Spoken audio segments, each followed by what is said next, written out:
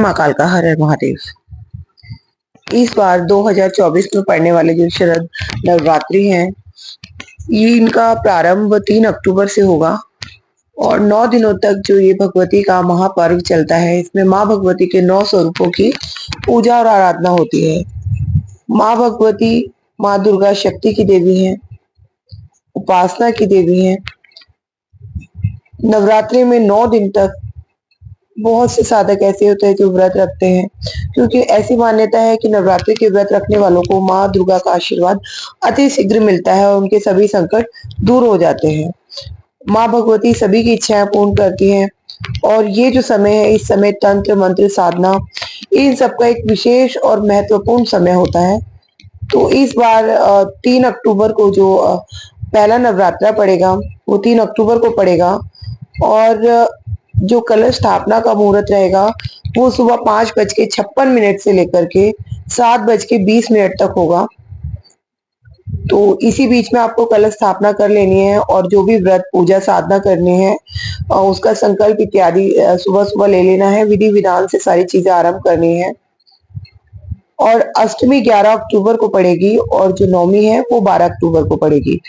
13 अक्टूबर को जो लोग विसर्जन करते हैं, श्री विग्रह होते हैं भगवती के स्थापित किए हुए, जिनके पास 10 दिन के लिए, जिनको 9 दिन के लिए जिनकी स्थापना करते हैं, तो 10वीं को उनका विसर्जन होता है और जो भी साधना वगैरह करते हैं, जो भी सामग्री होती है, उन सबका विसर्जन 13 अक्टूबर को किया जाएगा।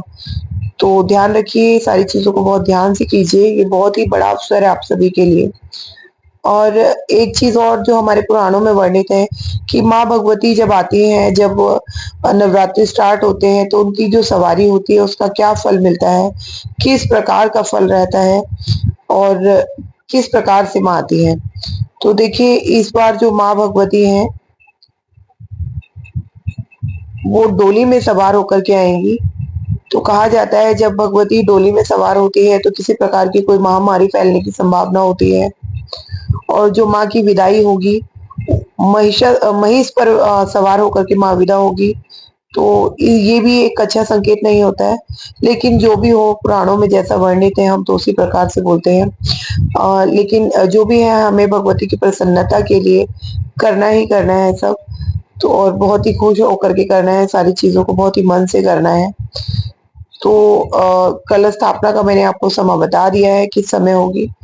तो जब भी आप पूजन करेंगे तो आपको क्या करना है, माँ भगवती को अष्टमी के दिन कमल गट्टा जरूर चढ़ाना और गुड़हल का फूल जरूर चढ़ाना। ये दोनों चीजें माँ को बहुत ज्यादा प्रिय है और इससे माँ प्रसन्न होकर के सुख समृद्धि का वरदान देती है। तो इस चीज का आप ध्यान रखें।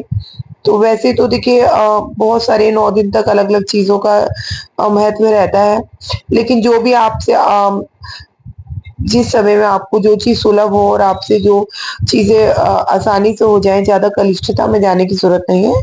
तो आप जो भी करेंगे भगवती को पूर्णतः समर्पित होकर के करेंगे, सभी चीजें माँ अच्छे से स्वीकार कर लेती हैं।